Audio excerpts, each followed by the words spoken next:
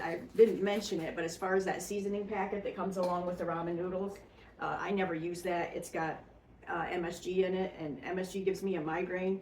And while I'm talking about that, I would just like to mention that I have seen several well-known chefs or cooks or people in videos who say that MSG does not give people migraines, and that is a myth.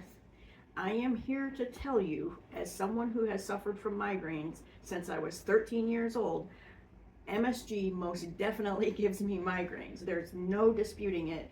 I figured this out because when I was about 14 years old, I used to come home from school every day and eat a can of Campbell's chicken noodle soup. And I was just living in this constant migraine. And it wasn't until I figured out that it was the MSG, and I was just giving myself migraines by eating the MSG, that I figured out to stay away from it. Well, then over the years, of course, you know, you go to a restaurant or something, you eat something that you didn't know it had MSG in it, and then I come home and I get a migraine. One time in particular, we went to a steakhouse, came home, had just a terrible migraine, called the steakhouse and said, "What do you season your steaks with?" And they said Adolph's. Well, Adolph's is straight MSG, monosodium glutamate. That's what Adolph's is.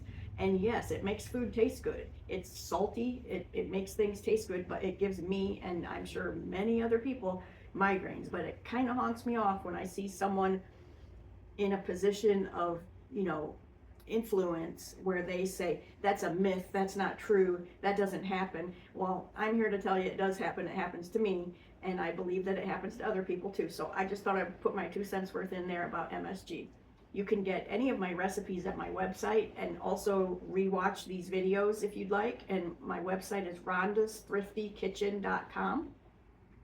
And I'd appreciate it so much if you hit follow and subscribe and like, because it helps me to be able to make more videos.